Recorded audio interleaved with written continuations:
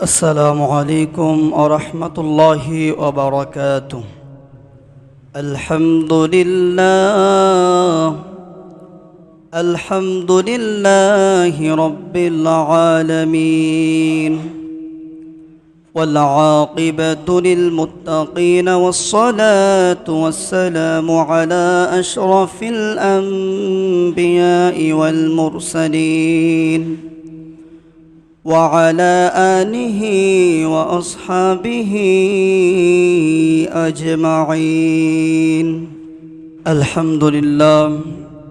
আল্লাহ পাকের লাখো কোটি শুকরিয়া যে আল্লাহ পাক রব্বুল আলামিন দয়া করে মেহেরবানি করে মুহররম মাসের 19 তারিখে জুম্মার দিনে মসজিদে আসার তৌফিক দান করেছেন।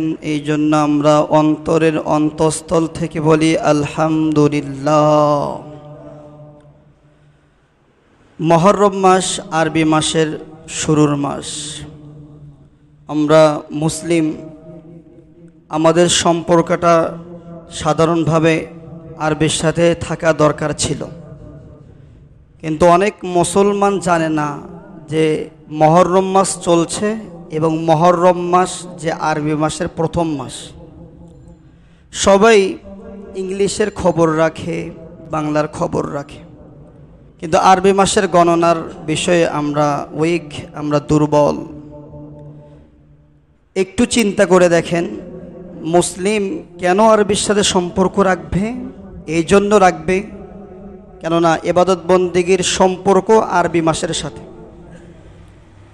শবে কদর, শবে বরাত, রমজান মাস, আপনি যদি আরবি মাসের হিসাব যদি না রাখেন তাহলে কি রকম ক্ষতির সম্মুখীন হতে পারেন? আপনি যদি চাঁদের হিসাব যদি না রাখেন তাহলে আপনার রোজা 30টা, সে জায়গায় যদি আপনি 29টা করেন, একটা ছেড়ে দিয়েছেন আরবি মাসের হিসাব না রাখার কারণে। আল্লাহ রসুল বলেছে, কেউ যদি একটা রোজা যদি ছেড়ে দেয়, সারা জীবন রোজা করলেই ওই ফরজ রোজার একটি সমতুল্য হবে না। তাহলে আরবি হিসাবটা সবার উপর রাখা ফরজ নয়, এটা ফরজে কিফায়া। তারপরও আমাদেরকে সবার জায়গা থেকে হিসাবটা রাখা জরুরি। সবাই যদি হিসাব না রাখে তাহলে তো কেউ রাখবে না। সবাই যদি বলে না এটা আমাদের কাজ না, অন্যজন রাখলে তো হয়ে যায়। আমরা যদি একজন আরেকজনের উপর যদি এই দায়িত্বটা দিয়ে দেই, কেউ যদি পালন না করে, তাহলে আমরা সবাই ফরজ ছেড়ে দেওয়ার গুনাহগার হব। এই জন্য আমরা মনে রাখব, ইসলামের আরবির প্রথম মাস আল্লাহ পাক রব্বুল আলামিন মুহররম মাস দিয়েছেন এবং সূরাত তাওবার 36 নম্বর আয়াতে বলেছে, ইন্না ইদ্দাতাশ শুহুরি ইনদাল্লাহি 12 শাহরান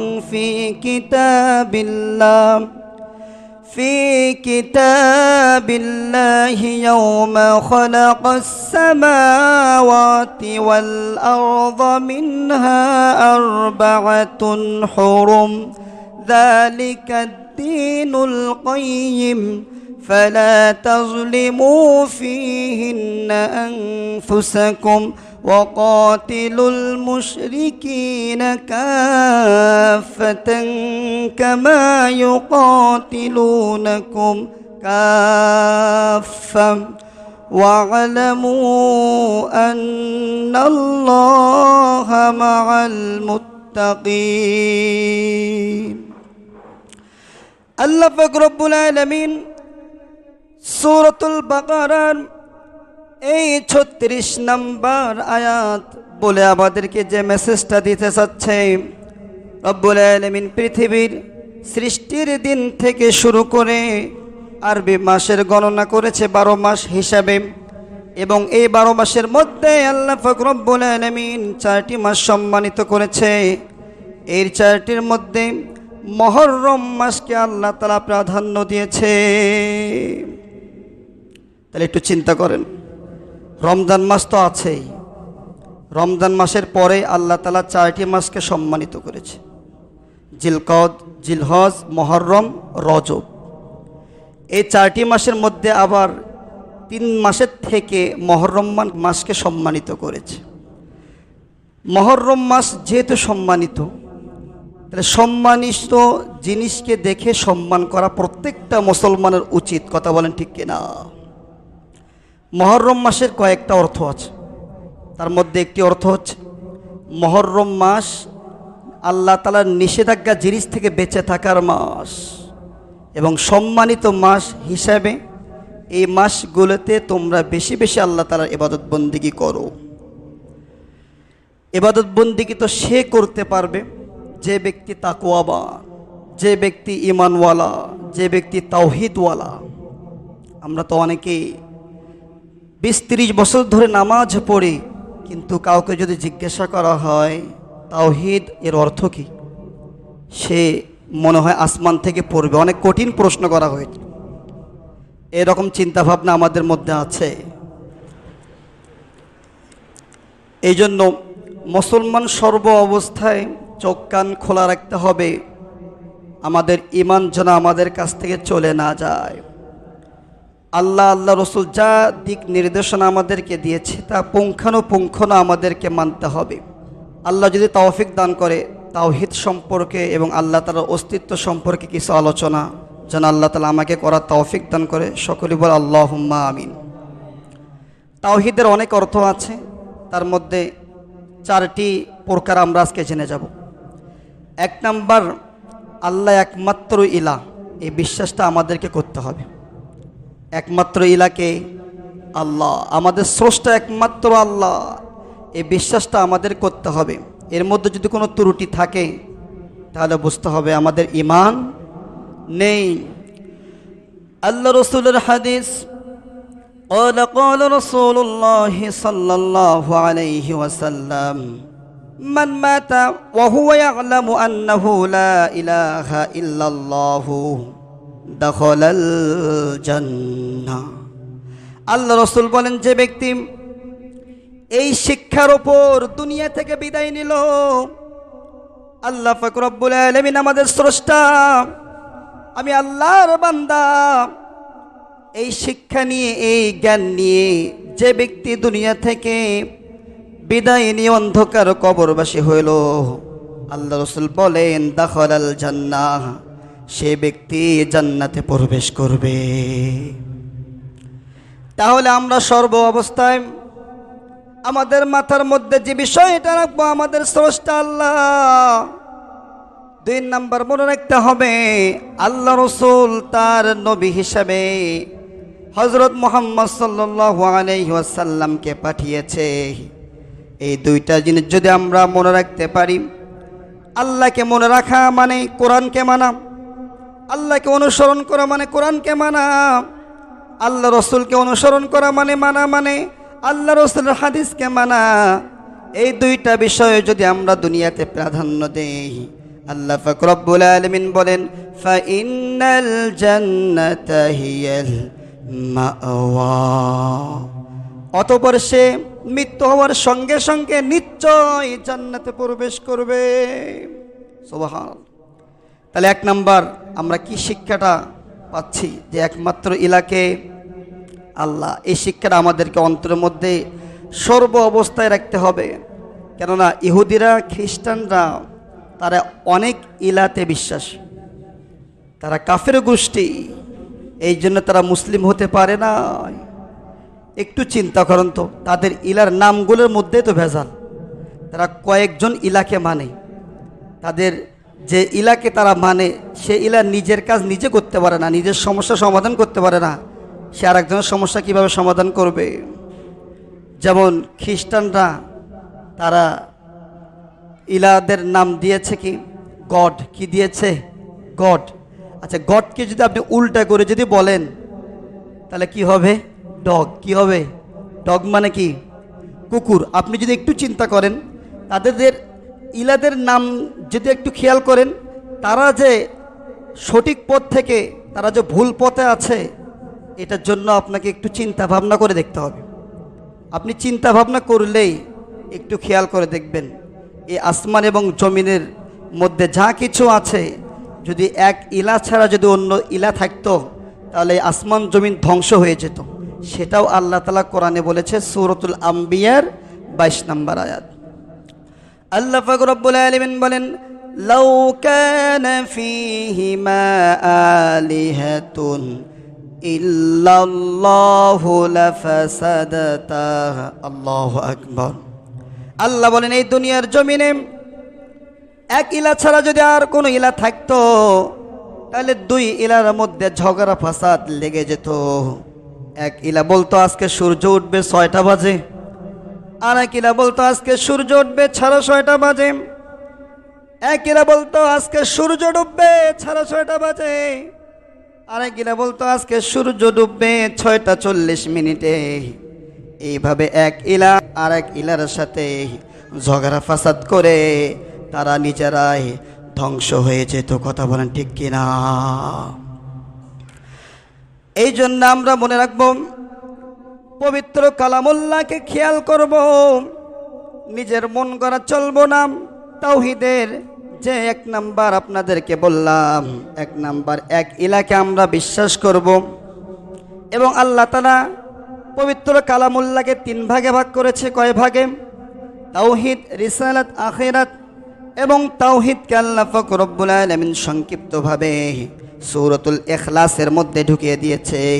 তাওহীদের পরিচয় আল্লাহ তাআলা দিয়েছে, কুল হুয়াল্লাহু আহাদুনিল্লাহুস সামাদ লাম ইয়ালিদ ওয়া লাম ইউলাদ ওয়া লাম ইয়াকুল লাহু কুফুয়ান আহাদ। আল্লাহু আকবার। আল্লাহ পাক রব্বুল আলামিন তার হাবিবকে বলে দিল, ও হাবিব আপনি বলে দেন কুল হুয়াল্লাহু আহাদ, আপনি বলে দেন আল্লাহ এক, আল্লাহুস সামাদ, তার কোনো মুখাফিকি নেই। 1 নম্বর আয়াতে আল্লাহ বললেন আল্লাহ এক। এবং অদ্বিতীয় কথাটা কেন সাথে সাথে বলতে হয়? কেননা এক যদি শুধু আপনি বলে যদি ছেড়ে দেন, অদ্বিতীয় যদি না বলেন, তাহলে 2 হওয়ার সম্ভাবনা আছে। আর যদি আপনি এক ও অদ্বিতীয় বলেন তাহলে 2 এর কাছেও যেতে পারবে না। তার মানে একজনই আল্লাহ তাআলা, আল্লাহুস সামাদ। আল্লাহ তাআলা কারো মুখাফিক্কি নয়। লাম ইয়ালিদ, আল্লাহ তাআলা কাউকে জন্ম দেন নাই। ওয়ালাম ইউলাদ, আল্লাহ কেউ জন্ম দেয় নাই। ওয়ালাম ইয়াকুল লাহু কুফুয়ান আহাদ। এবং আসমান এবং জমিনের উপরে যত ক্ষমতা আছে সব ক্ষমতার চেয়ে ক্ষমতাবান আল্লাহ। এবং তার সমকক্ষ এই আসমান এবং জমিনের মধ্যে নেই। তাহলে একটু চিন্তা করেন সংক্ষিপ্তভাবে আল্লাহ তাআলা এই সূরা ইখলাসের মধ্যে আল্লাহ তাআলার পরিচয়কে আল্লাহ তাআলা তুলে ধরেছে। আল্লাহ তাআলা তার কেন পরিচয় তুলে ধরেছে? মানুষ যেন গোমরা হতে না পারে। আল্লাহ রসুলের জামানায় আল্লাহ রসুলের পরিবার ছিল কুরাইশ বংশ, সবচেয়ে উচ্চ ফ্যামিলি ছিল। এই কুরাইশ বংশর নেতারা যারা ছিল তারা বুদ্ধিমান ছিল। তার গোষ্ঠীরা আল্লাহ রসুলকে জিজ্ঞাসা করতে লাগলো, ও আল্লাহ রসুল, তুমি যে আল্লাহর দাওয়াত দিচ্ছ, সে আল্লাহর হাত পা আছে কি না? সে আল্লাহর পরিচয় আমাদেরকে বলো। যখন আল্লাহ রসুলকে এই প্রশ্নগুলো করা হলো, তখন আল্লাহ রসুল আল্লাহর কাছে দোয়া করলো। আর আল্লাহ পাক রব্বুল আলামিন ওহির মাধ্যমে সূরা ইখলাস আল্লাহ রসুলের কাছে পাঠিয়েছেন। তাহলে একটু চিন্তা করেন, আল্লাহ তাআলার পরিচয় না দিলে কেউ বাধ্য করতে পারত না। তারপর আল্লাহ তাআলা তার পরিচয় দিয়ে বান্দাদেরকে নৈরাশ করে নাই। বান্দাদেরকে তার ইবাদত বন্দেগী করার জন্য উৎসাহিত করেছে। আমার বান্দাকে আমার পরিচয় দিচ্ছি, আমি এক, আমি কারো মুখাপেক্ষী নয়। এই জন্য তোমরা যে কোনো সমস্যার মধ্যে পতিত হলে সর্বপ্রথম আমার কাছে চাও। এই জন্য সূরা ইখলাসতে বেশি বেশি আপনারা পড়বেন। কেউ যদি একবার পড়ে আল্লাহ পাক রব্বুল আলামিন 10 পারা কোরআন শরীফের সওয়াব দান করে। কেউ যদি 3 বার পড়ে আল্লাহ পাক রব্বুল আলামিন পবিত্র এক খতম কোরআনুল কারীমের সওয়াব দান করে। এই জন্য আমরা মনে রাখব, আল্লাহ রাসূলের হাদিস যেগুলো বেশি বেশি আমাদের সামনে বলা বলি হয়, সে হাদিসগুলো আমরা মনে রাখব। হযরত আবু হুরায়রা রাদিয়াল্লাহু তাআলা আনহু থেকে বর্ণিত, আল্লাহ রাসূল সাহাবীদেরকে ডেকে বললেন, ও সাহাবীরা, তোমরা আমার সামনে চলে আসো, আমি কোরআনের পাকের 3য় অর্ধাংশ তোমাদেরকে শোনাবো। তখন সাহাবে কেরাম সবাই চলে আসলো। কিছু কিছু সাহাবীরা মনে মনে চিন্তা করতে লাগলো, কোরআন কারীমের তৃতীয়াংশ শুনতে তো অনেক সময় লাগবে, কিভাবে এতক্ষণ সময় দেব। তখন আল্লাহ রসুল পবিত্র কালামুল্লাহ থেকে সূরাতুল ইখলাস পড়লেন আর সাহাবীদেরকে বলে দিলেন, ও সাহাবীরা, আমি তোমাদের সামনে সূরা ইখলাস পড়লাম।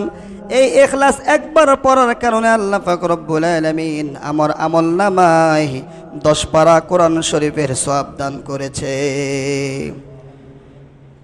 আল্লাহ রসুলের হাদিস নাসাই শরীফের মধ্যে আসছে, আল্লাহ রসুল বলেন, যে কোনো ব্যক্তি সকালবেলা অথবা সন্ধ্যাবেলায় সূরাতুল ইখলাস, সূরাতুল ফালাক, সূরাতুল নাস যদি পড়ে নেয়, আল্লাহ পাক রব্বুল আলামিন ওয়াদা করেছে ওই ব্যক্তির সারা দিনের মধ্যে যত বালা মুসিবত আছে সমস্ত বালা মুসিবত থেকে এই 3টি সূরা তাকে হেফাজত করবে। তাহলে আজকে থেকে ইনশাআল্লাহ আমরা আমলটা করার চেষ্টা করব। এই সূরাটা এমন একটা সূরা, হযরত আনাস রাদিয়াল্লাহু তাআলা আনহু বলেন, আল্লাহ রাসূল বলেছেন, কেউ যদি সূরা ইখলাসকে অন্তর থেকে ভালোবাসে, কাল কিয়ামতের দিন সূরা ইখলাস আল্লাহর কাছে সুপারিশ করে জান্নাতে নিয়ে যাবে। এই জন্য সূরা ইখলাসকে ভালোবাসবেন। সূরা ইখলাসকে ভালোবাসা মানে আল্লাহকে ভালোবাসা। আল্লাহ এক, আল্লাহ অদ্বিতীয়, আল্লাহ তাআলা কারো মুখাপেক্ষী নয়। এই কথাগুলো যদি কেউ অন্তর থেকে বিশ্বাস করে, কাল কিয়ামতের দিন এই সূরাটা তাদেরকে সুপারিশ করে জান্নাতে নিয়ে যাবে। আল্লাহ পাক রব্বুল আলামিন সূরা মুমিনের 62 নম্বর আয়াতে বলেন, যালিকুমুল্লাহু রাব্বুকুম খালিকু কুল্লি শাই লা ইলাহা ইল্লা হুয়া ফাআন্না তুফাকুন। আল্লাহু আকবার। খালিকু কুল্লি শাই, তিনি সমস্ত কিছু সৃষ্টি করেছেন। লা ইলাহা ইল্লাহু, আল্লাহ ছাড়া কোনো ইলাহ নাই। ফাআন্না তুফাকুন, তোমরা কোন পথে চলছো? তোমরা আল্লাহর পথে না গিয়ে শয়তানের পথে গিয়ে নিজেকে বিপদে ফেলছো। এই জন্য ফাআন্না তুফাকুন, অন্য পথে বিভ্রান্ত হওয়া যাবে না। ইহদিনাস সিরাতাল মুস্তাকিমের পথে আমাদেরকে চলতে হবে। আল্লাহকে সাক্ষী দিতে হবে আল্লাহ ছাড়া কোনো ইলাহ নাই। এক ইলাতে বিশ্বাস করতে হবে। আমরা যদি এক ইলাতে যদি বিশ্বাস না করি, তাহলে কাফের আর আমাদের মধ্যে কোনো পার্থক্য থাকবে না। কথা বলেন ঠিক কিনা? এই জন্য তাওহীদের 1 নম্বর শিক্ষা কি? আল্লাহ তাআলার উপর বিশ্বাস রেখে এক ইলাতে বিশ্বাস করে আল্লাহ তাআলার ইবাদত বন্দেগীর মধ্যে লেগে যাওয়া। আর ইবাদত বন্দেগী করতে গিয়ে আমাদেরকে মনে রাখতে হবে, ইকরার বিল লিসান, সর্বপ্রথম আমরা মুখে স্বীকারোক্তি দিয়েছি। তাসদিক বিল জিনান, তারপরে অন্তর থেকে আমাদেরকে বিশ্বাস করতে হবে। আমাল বিল আরকান, তারপরে কাজের মাধ্যমে বাস্তবায়ন করতে হবে। কথা বলেন ঠিক কিনা? এই 3টার মধ্যে যদি ইকরার বিল লিসান আপনি মেনেছেন, তাসদিক বিল জিনান মানেন নাই, আমাল বিল আরকান মেনেছেন, 3টার মধ্যে যদি 2টা মানেন, একটা যদি না মানেন, মুনাফিক হয়ে যাবেন। কেননা তাসদিক বিল জিনান অন্তর থেকে বিশ্বাস করে ইবাদত বন্দেগী করতে হবে। মুনাফিকদের মুখে এক কথা, অন্তরে আর এক কথা। তারা নামাজ পড়ে মানুষকে দেখার জন্য এবং কালিমাও পড়ে আমাদের মতো, মুসলমানের মতো, ইমানদারের মতো, কিন্তু তাসদিক বিল জিনান অন্তর থেকে কালিমা না পড়ার কারণে তারা মুনাফিক। আর মুনাফিক হওয়ার কারণে ইন্নাল মুনাফিকিনা ফিদ দারকিল আসফালি মিনান নার, এই মুনাফিক হওয়ার কারণে তাদেরকে জাহান্নামের তলদেশে আল্লাহ পাক রব্বুল আলামিন শাস্তি দেবেন। এই জন্য মুসলমান হলে ইকরার বিল লিসান, তাসদিক বিল জিনান, আমাল বিল আরকান 3টাই গুরুত্বপূর্ণ। একটু খেয়াল করবেন, 3টার মধ্যে মুসলিম ব্যতীত যারা কাফের আছে তারা কিন্তু একটা মানে ইকরার বিল লিসান। অনেক হিন্দুরাও কালিমা সুন্দর করে পড়তে পারে, কিন্তু তারা মুসলিম নয়। কেন মুসলিম নয়? তারা তাসদিক বিল জিনান মানে না, আমাল বিল আরকানও মানে না। তার মানে তিনটার মধ্যে একটা মানলে দুইটা না মানলে সে কাফের, তিনটার মধ্যে দুইটা মানে একটা মানে না সে মুনাফিক, তিনটার মধ্যে তিনটাই মানে সে মুমিন। কথা বলেন ঠিক কিনা? 2 নাম্বার, আল্লাহ রসুলকে সন্দেহ করা যাবে না। তাহলে তাওহীদের শিক্ষা আল্লাহ রসুল যা কিছু নিয়ে আসছেন সব কিছুতে আমাদেরকে বিশ্বাস করতে হবে। এর মধ্যে যদি কোনো কিছুতে যদি আমরা সন্দেহ রেখে দেই, ভুল তো ধরা দূরের কথা, সন্দেহ রাখলেও তাদের ঈমান থাকবে না। কথা বলেন ঠিক কিনা? আর যদি আমরা সত্যবাদী হই, আল্লাহ রসুল যা বলেছে তাই ঠিক, আল্লাহ পাক রব্বুল আলামিন তাদের বিষয়ে সনদ দিয়েছে, জান্নাতের সনদ, উলাইকা হুমুস সাদিকুন। তারা হচ্ছে সত্যবাদী বান্দা। আর সত্যবাদী বান্দা হলেন কাল কিয়ামতের দিন আল্লাহ তাআলা বান্দাদেরকে ডেকে বলবে, ফাদখুলি ফি ইবাদি ওয়াদখুলি জান্নাতি।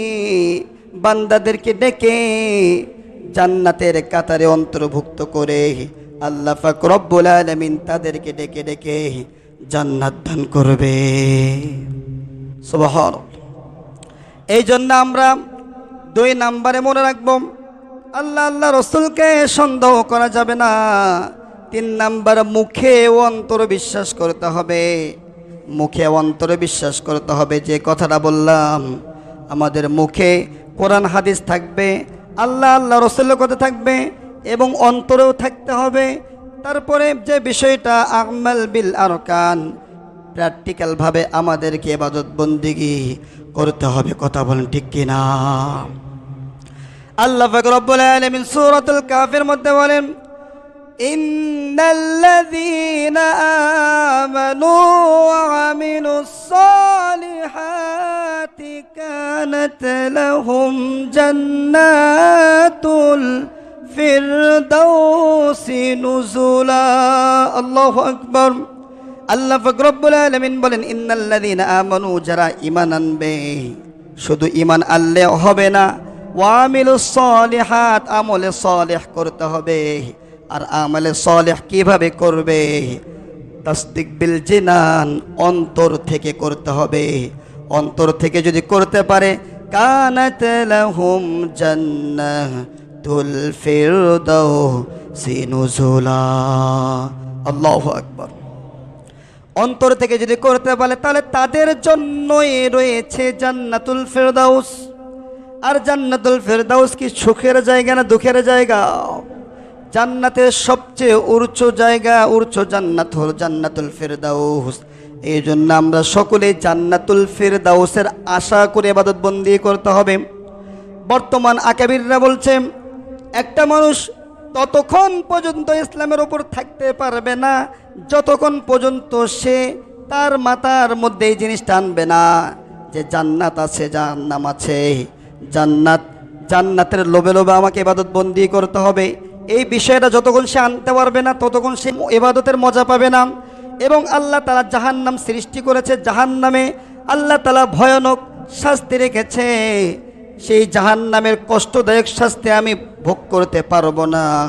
এই জান্নাত এবং জাহান্নামের উপর যতক্ষণ পর্যন্ত কোনো বান্দারা ঈমান আনতে পারবে না, সে ততক্ষণ পর্যন্ত ঈমানদার হতে পারবে না। কেননা আপনি যে শেষ রাতে শীতের দিনে ওযু করে এসে নামাজে দাঁড়াবেন, সেখানে আপনার যদি মাথায় যদি না থাকে আমি কেন ইবাদত বন্দেগী করছি, তাহলে আপনার কি শেষ রাতে আরামের ঘুম ত্যাগ করে মসজিদে আসতে মনে চাবে? যদি আপনার মাথার মধ্যে থাকে আল্লাহ তাআলা কোরআনে বলেছে নামাজ না পড়লে জাহান্নামে নিক্ষেপ করবে, জাহান্নাম দুঃখের জায়গা, আর নামাজ পড়লে কি হবে? আল্লাহ তাআলা জান্নাত দান করবে। এই বিষয়টা যদি আপনার মাথায় থাকে তাহলে শেষ রাতে ওই আরামের ঘুম ত্যাগ করে মসজিদে আসতে মন চাবে। কথা বলেন ঠিক কিনা? এই জন্যে সর্ব অবস্থায় আমাদের মাথার মধ্যে রাখতে হবে জান্নাত আল্লাহ তাআলা সৃষ্টি করেছে, জাহান্নাম সৃষ্টি করেছে। জান্নাতের লোভে লোভে আমাদেরকে ইবাদত বন্দেগী করতে হবে, জাহান্নামের ভয়ে আমাদেরকে গুনাহ থেকে বেঁচে একনিষ্ঠতার সাথে আল্লাহ তাআলার ইবাদত বন্দেগী করতে হবে। কথা বলেন ঠিক কিনা? এই জন্য আমরা 2 নাম্বার মনে রাখব, মুখে অন্তরে আল্লাহ তাআলার বিশ্বাসটা মাথায় রাখতে হবে। 4 নাম্বার, মহব্বতের সাথে আল্লাহ তাআলার ইবাদত বন্দেগী করতে হবে। মহব্বত মানে অন্তর থেকে। আমরা দুনিয়াতে যদি পিতামাতা ভাই বোনদেরকে যদি মহব্বত যদি না করি, তাহলে তাদের জন্য এত কষ্ট করা সম্ভব নয়। তাদেরকে মহব্বত করার কারণে সকাল থেকে সন্ধ্যা পর্যন্ত আমরা আমাদের রক্ত ঘাম পানি করে তাদের জন্য আমরা টাকা পয়সা ইনকাম করে তাদেরকে খাওয়াই। কথা বলেন ঠিক কিনা? এই জন্য মহব্বত থাকলে কষ্ট করলেও কষ্টকে কষ্ট মনে হয় না। আর আল্লাহ রসুলের প্রতি যদি ভালোবাসা মহব্বত যদি না থাকে, শেষ রাত্রে শীতের দিনে ওযু করে নামাজে দাঁড়ানো সম্ভব নয়। এই জন্য যতটুকু ইবাদত বন্দি করব, উবুলিল্লাহি কানিতিন, আল্লাহর রসুল যেভাবে নামাজ পড়েছে সেইভাবে যদি আমরা করতে পারি, তাহলে সেটাকে বলে একনিষ্ঠতার সাথে ইবাদত বন্দেগী এবং মহব্বতের সাথে ইবাদত বন্দেগী করা হবে। কথা বলেন ঠিক কিনা? এই জন্য আমরা এই 4টা বিষয় অবশ্যই আমাদেরকে মাথায় রাখতে হবে। ইবাদত বন্দেগী করতে হবে একমাত্র কার? আল্লাহ। আল্লাহ আমাদের স্রষ্টা। আমরা যেদিকে তাকাই, যেখানেই থাকি, সেখানে কেউ না থাকলে কে আছে? সূরাতুল বাকারার 115 নম্বর আয়াত, ফাআইনামা তুওয়াল্লু ফাসাম্মা ওয়াজহুল্লাহ। তোমরা যেদিকে দেখবা সেদিকে কে আছে? তা এই চিন্তা ভাবনা যদি কোনো মুসলমানের থাকে, আমি যেখানে থাকি সেখানেই আল্লাহ, যেদিকে তাকাই সেদিকে আল্লাহ, তাহলে ওই ব্যক্তির দ্বারা কি গুনাহ করা সম্ভব? গুনাহ করা সম্ভব নয়। অনেক মুসলমান তো নামধারী মুসলমান হয়েছে, মুসলমানের ঘরে সন্তান হয়ে আল্লাহ তার অস্তিত্বকে সে বিশ্বাস করে না, যে আল্লাহ বলতে কিছু নেই। নাউজুবিল্লাহ বলেন। অনেক মুসলমান মুখে বলে না, কিন্তু তাদের মধ্যে প্রশ্নগুলো থেকে যায়, কোরআন হাদিস পড়ে নাই। এই জন্য সে মুখে না বললেও, যা আল্লাহ নেই এই কথাটা না বললেও তার অন্তরের মধ্যে প্রশ্নটা থেকে যায় যে আল্লাহ বলতে আসলে মনে হয় নেই, কেননা আল্লাহকে তো দেখা যায় না। এরকম চিন্তা ভাবনা অনেকের মুসলমানের আছে কি নাই? চলাফেরা দেখে তো এটাই মনে হয়।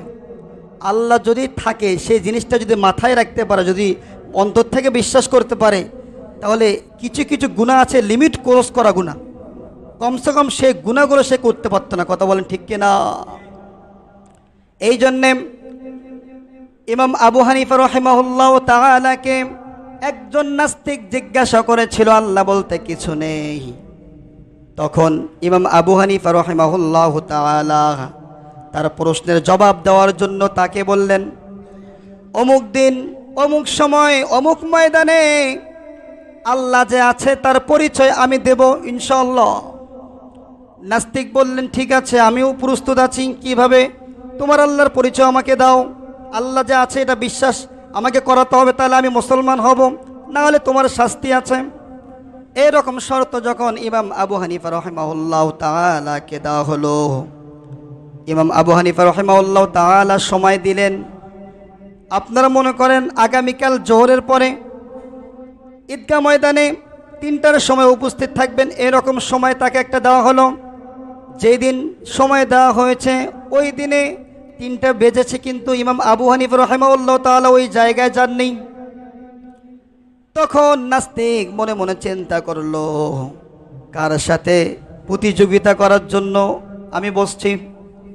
সে তো সময়ে চেনে না। সেই ময়দানে লক্ষ লক্ষ মুসলমান জমায়েত হয়েছে, লক্ষ লক্ষ নাস্তিকরা জমায়েত হয়েছে। সবাই যখন জমায়েত হয়েছে 3টা বাজে আসার কথা, কিন্তু 3টা বেজে গেল, কিন্তু আসে না। 2 ঘন্টা পার হয়ে গেল। শেষ পর্যায়ে সবাই যখন চলে যাওয়ার সময় হয়ে গেল, ইমাম আবু হানিফা রাহিমাহুল্লাহ তাআলা আনহু সেই সময় প্রবেশ করলো। প্রবেশ করে ওই নাস্তিক ইমাম আবু হানিফা রাহিমাহুল্লাহ তাআলা আনহুকে গালি দিলেন। বলতে লাগলো, তোমার সাথে কিসের বহস? তুমি তো সময় মেনটেন করতে পারো না, তুমি কিসের ইমাম? ওই সময় ওই যুগে ইমাম আবু হানিফা রাহিমাহুল্লাহ তাআলা আনহু অনেক বড় আলেম ছিল, ইমাম আবু হানিফা রাহিমাহুল্লাহ তাআলা অনেক বড় আলেম ছিল, ওই সময় সবচেয়ে বড় আলেম। ইমাম আবু হানিফা রাহিমাহুল্লাহ তাআলা আনহুকে যখন কটাক্ষ করে কথা বলতে লাগলো, ইমাম আবু হানিফা রাহিমাহুল্লাহ তাআলা আনহু তখন বললেন, আমার কথাটাও শোনেন। সবাই বলল, কি কথা? তখন ইমাম আবু হানিফা রাহিমাহুল্লাহ তাআলা আনহু বলতে লাগলো, আমি যখন বাসা থেকে বের হয়েছি এই ময়দানে আসার জন্য, যখন দাজলা নামক নদীর তীরে যখন গিয়েছি, গিয়ে দেখি সেখানে কোনো নৌকা নেই। পাশে দেখতে পেলাম একটা গাছ, গাছটা অটোমেটিকভাবে কাঠের টুকরা হয়ে নিজে নিজে মিস্ত্রি ছাড়া একটা নৌকা হয়ে গেল। ওই নৌকায় কোনো মাঝি ছিল না, নৌকাটা আমার কাছে আসলো। বেশি স্রোত ছিল, এই স্রোতের মধ্যেও ওই নৌকাটা আমার কাছে যখন আসলো, ওই নৌকাটার মধ্যে উঠে আমি নদী পার হয়ে তোমাদের কাছে চলে আসছে, এই জন্য দেরি হয়ে গেল। তখন নাস্তিক হেসে হেসে বলতে লাগলো যে তোমাদের ইমামকে আমি অনেক বড় জ্ঞানী মনে করেছিলাম, সে তো বড় মূর্খ, নাউজুবিল্লাহ। আবু হানিফা রাহিমাহুল্লাহ তাআলা যখন এই কথাগুলো যখন ছুড়ে দিলেন তাদের মাঝে, তখন নাস্তিক সুযোগ নিয়ে অনেক কথাই বলে ফেলল। তখন ইমাম আবু হানিফা রাহিমাহুল্লাহ তাআলা আনহু বললেন, তোমরা কেউ বিশ্বাস করছো না একটা গাছ অটোমেটিকভাবে কাঠের টুকরা হয়ে নৌকা হতে পারে না, এবং একটা নৌকা মাঝি ছাড়া তার গন্তব্যস্থলে পৌঁছতে পারে না। তোমরা নিজেরাই বললাম, ঠিক তেমনইভাবে তোমরা যে আল্লাহর পরিচয় চাও, তোমরা যে বলো আল্লাহ বলতে কেউ নেই, আমি প্রমাণ করতে আসছি আল্লাহ বলতে আছে। তাহলে একটু চিন্তা করো, একটা নৌকা যেমন অটোমেটিকভাবে হতে পারে না, চলতে পারে না, ঠিক তেমনইভাবে আসমান এবং জমিনের মধ্যে যা কিছু আছে সব কিছু একজন স্রষ্টা ছাড়া পরিচালিত হয় না। যখন এরকম যুক্তি দিল, তখন সবাই এক যুগে বলতে লাগলো, আপনি সঠিক বলেছেন। এই জন্য সাথে সাথে ওই নাস্তিক কালিমা পড়ে মুসলমান হয়ে গেল। মাযহাবের অনেক ইমাম আছে, তার মধ্যে আমরা ইন্টারন্যাশনাল 4 মাযহাবের কথা জানি। কয় মাযহাব? 4 মাযহাব। এটা ইমাম আবু হানিফা রাহিমাহুল্লাহ তাআলা আনহুর উক্তি। তারপর ইমাম শাফি রাহিমাহুল্লাহ তাআলা আনহুকে একজন প্রশ্ন করলেন, যা আপনি যে আল্লাহর অস্তিত্ব বিশ্বাস করেন কোন যুক্তিতে? তখন ইমাম শাফি রাহিমাহুল্লাহ তাআলা আনহু বলতে লাগলো, এটা সাধারণ বিষয়, এই আল্লাহর অস্তিত্ব বিশ্বাস করতে গেলে এত বেশি জ্ঞান লাগে না। কেন বেশি জ্ঞান লাগে না? আমি আল্লাহর অস্তিত্বকে স্বীকার করেছি এবং বিশ্বাস করেছি তেঁতু গাছের পাতা। এই গাছের পাতা যদি গরু এবং ছাগল যদি খায়, সে যখন পায়খানা করে গোবর করে, অথবা বকরি তার লাদি বের করে ভেতর থেকে। কিন্তু হরিণ যদি এই তেঁতু গাছের পাতা যদি খায়, সে গরু ছাগলের মতো পায়খানা করে না, সে তার ভেতর থেকে কস্তুরী মৃঘা যেটাকে বলে সুগন্ধি, এটা বের হয়। কথা বলেন ঠিক কিনা? তাহলে এই পাতা থেকে ইমাম শাফি রাহিমাহুল্লাহ তাআলা আনহু আল্লাহ তাআলার অস্তিত্বকে স্বীকার করেছে। সুবহানাল্লাহ বলবেন না? তারপরে 3 নম্বর ইমাম আহমদ ইবনে হাম্বল রাহিমাহুল্লাহ তাআলা আনহু, একজন লোক এসে বলতে লাগলো, আপনি মুসলমান? সে বলছে, আমি মুসলমান। আপনি যে মুসলমান হয়েছেন কার ওপর ঈমান এনেছেন? তখন ইমাম আহমদ বিন হাম্বল বলতে লাগলো, আমি আল্লাহর ওপর ঈমান এনেছি। তাহলে সেই আল্লাহ তাআলার পরিচয় একটু আমাদেরকে দেন। আপনি যে আল্লাহ তাআলার উপর ঈমান এনেছেন তার পরিচয়টা আমাদেরকে দেন। তখন ইমাম আহমদ বিন হাম্বল রাহিমাহুল্লাহ তাআলা আনহু তাদেরকে পরিচয় দিলেন যে আল্লাহ রসুলের হাদিস, যে তোমরা আশপাশে যেদিকে তাকাও সেই দিকে আল্লাহ তাআলার কোনো না কোনো নিদর্শন থাকবেই। সুবহানাল্লাহ বলবেন না? তাহলে এই উক্তিটা তিনি দিলেন। আশপাশে আমরা যদি একটু তাকাই, যেমন গাছ, পাহাড়, আশপাশে আমরা যে জিনিসগুলো তাকাই সেই জিনিসগুলো যদি একটু আমরা খেয়াল করি, যে মানুষ রকেট বানাতে পারে, মানুষ রোবট বানাতে পারে, কিন্তু মানুষ বানাতে পারে না। কথা বলেন ঠিক কিনা? তাহলে এই গাছ কে বানিয়েছে? একজন তো স্রষ্টা আছে। এটাই আল্লাহ তাআলার অস্তিত্ব। এই ফল কে বানিয়েছে? আল্লাহ বানিয়েছে। এই জমি থেকে ধান কে দিচ্ছে? গায়রুল্লাহ রেকিন, দিল থেকে বের করে আল্লাহ থেকে সব কিছু হয়, এই একিনটা আমাদেরকে বিশ্বাস করতে হবে। তারপরে 4 নাম্বার, ইমাম মালিক রহিমাহুল্লাহু তাআলা আনহু, সে সময় হারুনুর রশিদ তাকে জিজ্ঞাসা করলো যে তুমি আল্লাহ তাআলার অস্তিত্বের বিষয়ে আমাকে প্রমাণ দাও। তখন সে বলতে লাগলো, আল্লাহ তাআলার অস্তিত্বের প্রমাণ যদি আমি দিতে চাই তাহলে বেশি দূরে যেতে হবে না। মানুষের মধ্যে আল্লাহ তাআলার অস্তিত্বের প্রমাণ রয়েছে। একটা মানুষের চেহারা আর এক রকম মানুষের হয় না। তারপর একটা মানুষের চলাফেরা, একটা মানুষের কথাবার্তা, এমনকি একটা মানুষের লেখা, সব কিছুই আর একটা মানুষের থেকে ভিন্ন। কথা বলেন ঠিক কিনা? তার মধ্যে এখানেও কি আল্লাহ তাআলার অস্তিত্ব আছে? মানুষ সৃষ্টি করেছে কি? মানুষ আল্লাহ তাআলা সৃষ্টি করেছে বিধায় এখানেও আল্লাহ তাআলার অস্তিত্বর প্রমাণ আমরা পাই যে এটা কোনো মানুষের কোনো বানানো নয়, একমাত্র আল্লাহ তাআলাই বানিয়েছে। এই জন্যে যেটা একরকম চেহারা, একরকম লেখা, একরকম চলাফেরা, একই রকম মানুষের দুইজন না পাওয়াটা, এটার আল্লাহ তাআলার অস্তিত্ব প্রমাণ করে। কথা বলেন ঠিক কিনা? এই জন্য যা কিছু আলোচনা হয়েছে আল্লাহ তাআলা আমাদেরকে আমল করার তৌফিক দান করুন। ওয়া আখির দাওয়ানা আলহামদুলিল্লাহি রাব্বিল আলামিন।